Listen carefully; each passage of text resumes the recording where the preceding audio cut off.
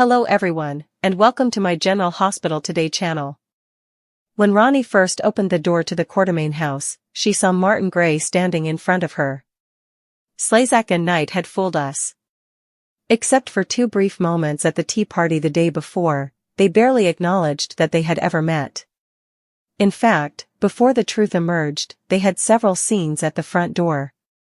However, when they realized that no one else was listening, their demeanors immediately changed as soon as Ronnie brought Marty into the living room and shut the double doors. The truth emerged once Ronnie and Marty were by themselves. The evil side of Marty also did.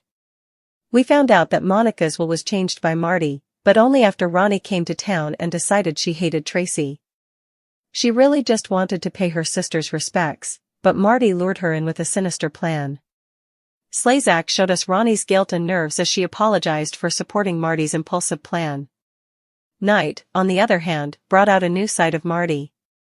When Tracy put Marty behind bars in California earlier this year, we learned just how enraged he was instead of sticking with the bumbling schemer personality. In order to exact his vengeance, he did not care who suffered.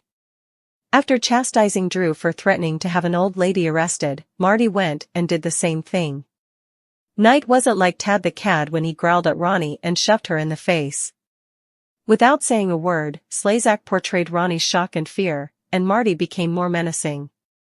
Marty Knight turned Slezak's Ronnie into a sympathetic character in just a few minutes. Slezak displayed Ronnie's guilt on her face and sleeve in subsequent episodes, while Marty immediately reverted to sidekick mode with Drew and bumbling big brother mode with Laura. However, while we were watching All My Children and One Life to Live, these 2 adored and flawless actors gave us scenes we could only imagine. Both Erica Slezak and Michael E. Knight truly delivered masterclass performances in the scenes where Ronnie first opened the Quartermaine front door to find Martin Gray standing before her. From the very first second of that moment, they had the audience completely fooled. Their initial interaction was so casual, so unassuming, that viewers were convinced these 2 barely knew each other beyond the brief, awkward exchange they shared at the tea party the day before.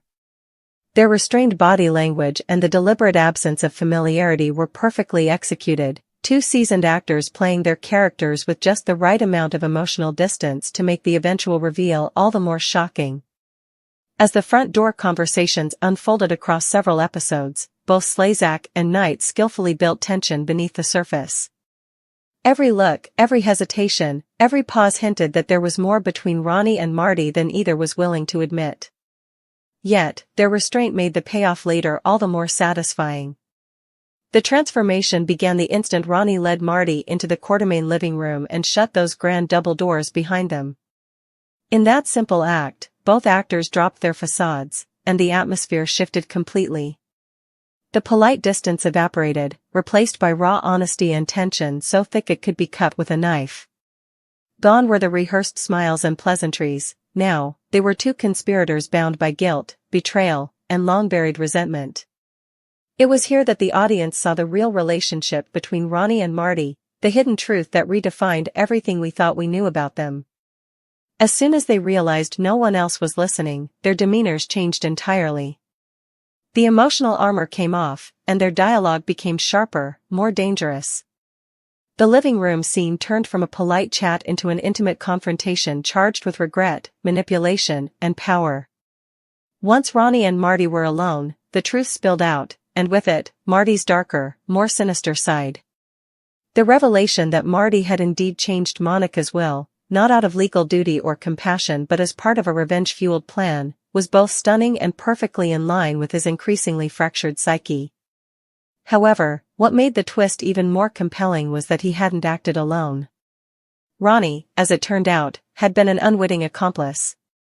She came to town with good intentions, to pay respects to her late sister and perhaps reconnect with the Quartermaines, but Marty saw in her a perfect pawn for his vendetta against Tracy. The fact that he managed to drag her into his deceitful scheme spoke volumes about his manipulative skill and her emotional vulnerability. Slezak portrayed Ronnie's descent from reluctant participant to guilt-ridden victim with exquisite nuance. Every flicker in her eyes, every slight tremor in her voice conveyed how deeply she regretted her involvement. Meanwhile, Knight delivered one of his most chilling performances to date. Known for his charm and subtle humor, he cast all of that aside to reveal a version of Marty we had never truly seen before. Gone was the hapless, well-meaning lawyer. In his place stood a man consumed by anger, revenge, and moral decay. His rage toward Tracy, who had humiliated him and seen him locked up in California earlier in the year, boiled over in every line he delivered. Knight's Marty wasn't just angry, he was dangerous, calculating, and utterly devoid of empathy. The contrast between his previous bumbling demeanor and this new, venomous persona was striking. It reminded longtime soap fans that Knight, once known as Tad the Cat on All My Children, was capable of immense range. This was not the charming rogue or comic relief figure audiences were used to. This was a man pushed to his breaking point, and Knight inhabited that darkness with chilling precision. The dynamic between Slezak and Knight reached its peak in those living room scenes. As Marty towered over Ronnie, barking accusations and exposing their secret, the camera caught every flicker of fear on Slezak's face. She didn't need to utter a word to communicate her terror and guilt, it was written in her trembling hands and downcast eyes. Ronnie's remorse was palpable, she knew she had made a terrible mistake, one that could destroy not only her reputation but also whatever remained of her conscience. Marty's aggression only amplified that sense of dread. The moment he leaned in close, growling through clenched teeth, the power dynamic shifted completely. Suddenly, Ronnie was the victim, and Marty, the architect of deception, became the villain. Slezak's performance was a masterclass in restraint. Rather than breaking down in overt melodrama, she allowed the emotion to simmer just beneath the surface, giving Ronnie's fear a haunting realism. She conveyed the weight of her choices through silence and stillness, her guilt manifesting in her posture, her expression, her inability to look Marty in the eye. Meanwhile, Knight maintained an unpredictable intensity, alternating between calm manipulation and explosive fury. Together, their chemistry was electric, not romantic, but deeply psychological. It was the kind of interaction that pulls the audience to the edge of their seats, not because of what is said, but because of what could be said next. As the episodes progressed, Slezak continued to layer Ronnie's guilt with remarkable depth. Even when the script shifted focus to other characters, her presence lingered. Every time Ronnie appeared on screen, viewers could sense the burden she carried. Her attempts to act normal, to reintegrate into the Quartermaine household, were shadowed by the secret she shared with Marty. Slezak allowed Ronnie's remorse to seep into every glance, every hesitant line. She was a woman haunted, not just by what she'd done, but by what she had become. She wanted redemption but didn't know how to achieve it without unraveling the truth that could destroy everyone involved. On the other hand, Marty reverted to his usual persona in later episodes, playing sidekick to Drew, trying to act like the well-meaning big brother to Laura, but there was no mistaking that something inside him had changed. Knight subtly wove traces of that earlier darkness into his performance. His smiles didn't reach his eyes anymore, and his humor felt forced. It was as if Marty had tasted the power that came with deception and couldn't quite let it go. He became a man split between two worlds, the respectable lawyer and the vengeful manipulator, and Knight captured that internal conflict brilliantly.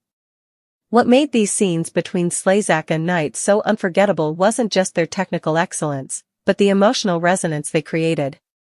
Longtime soap fans recognized the weight of seeing two daytime legends sharing such intense, layered material. For years, viewers of One Life to Live and All My Children had dreamed of seeing Erica Slezak and Michael E. Knight in scenes together, and when it finally happened, it exceeded every expectation. Their shared history in the soap world added a meta layer to their interactions, two veterans bringing decades of experience, emotional intelligence, and deep character understanding to a new stage. Both actors displayed a profound understanding of how to balance subtlety and drama, ensuring that every beat landed with impact. They knew when to raise their voices and when to let silence do the talking.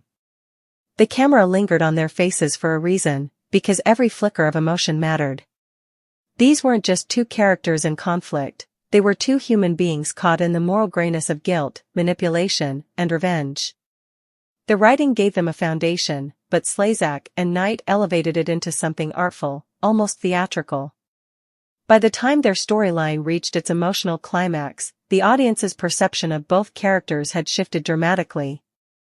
Ronnie, once seen as cold or calculating, became sympathetic, a woman who made a terrible choice and was now paying for it with her conscience.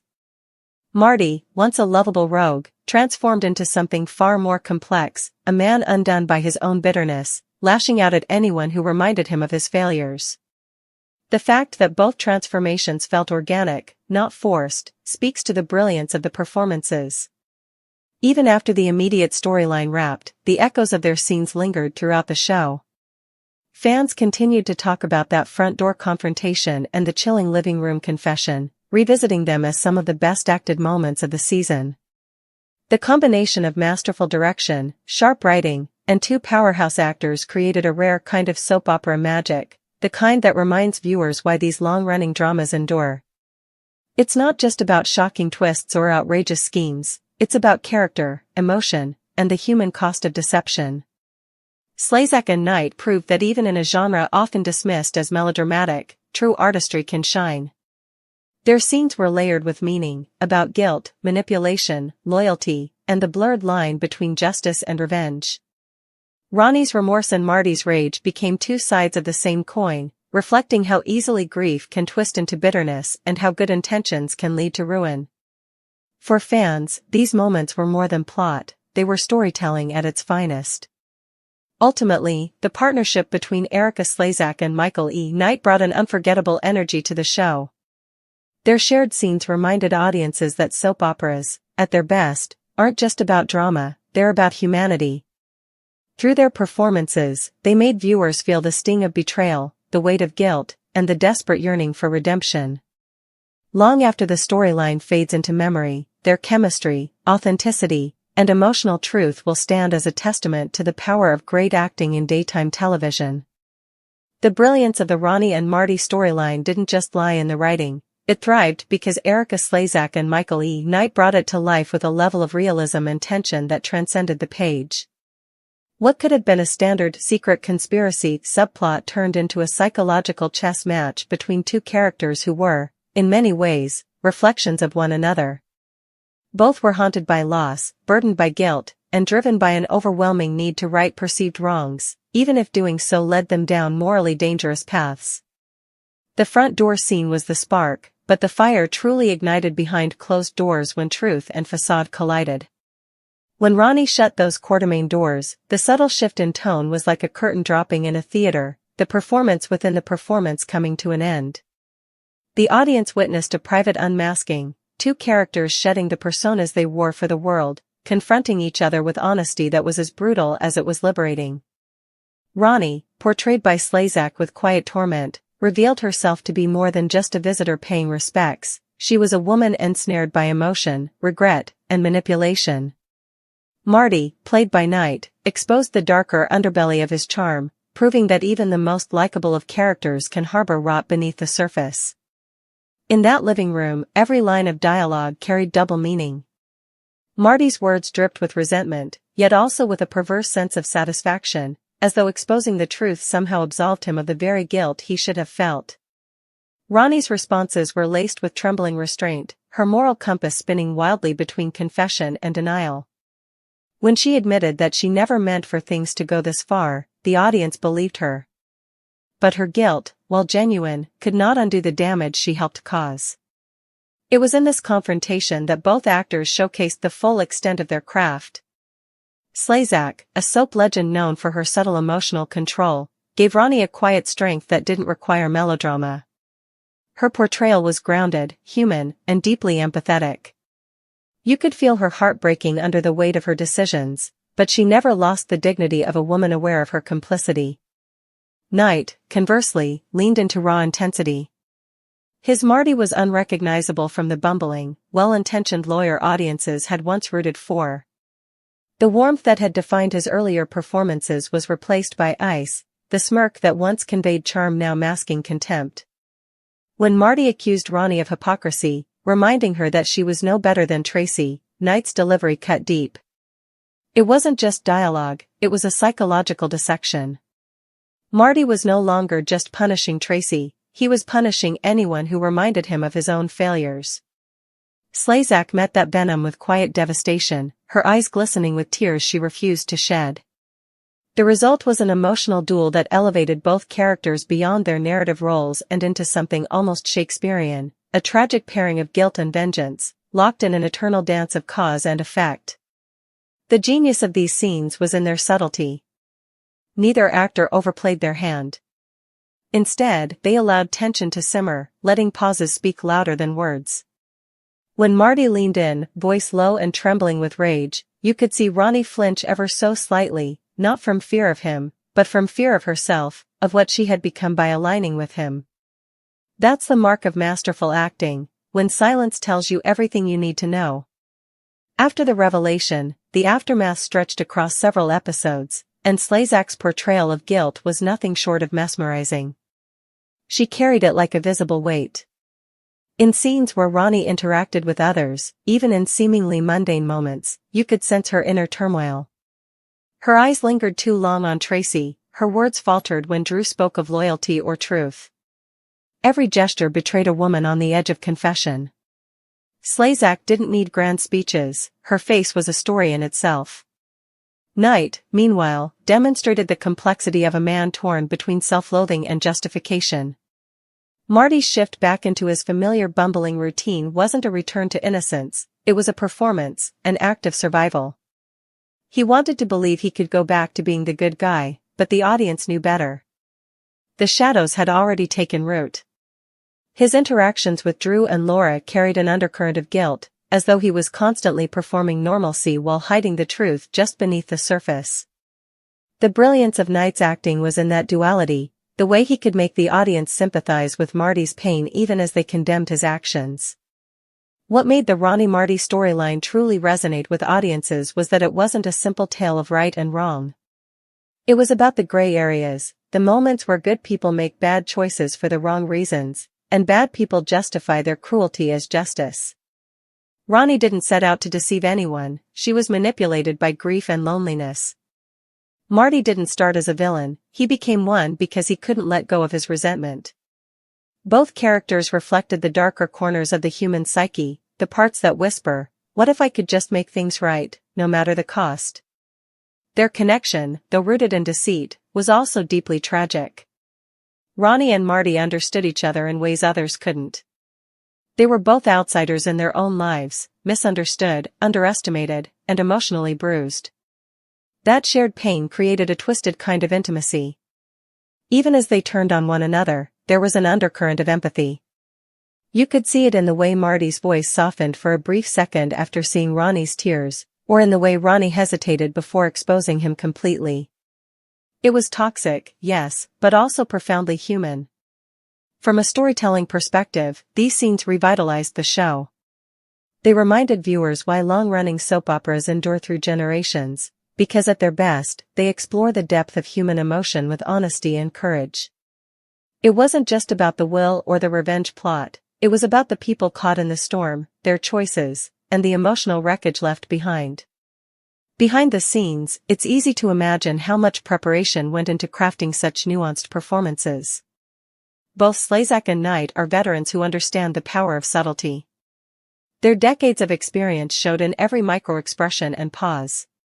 Rather than treating their scenes as simple confrontations, they built a layered emotional architecture, guilt, fear, anger, affection, and resentment, all coexisting in the same moment.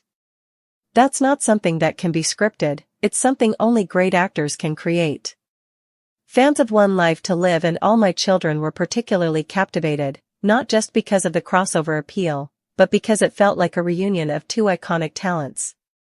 Watching Slezak's steady composure play against Knight's volatility was like watching two masters spar, not to outshine one another, but to elevate the entire story. It was a collision of legacies, decades of soap history converging into one unforgettable narrative.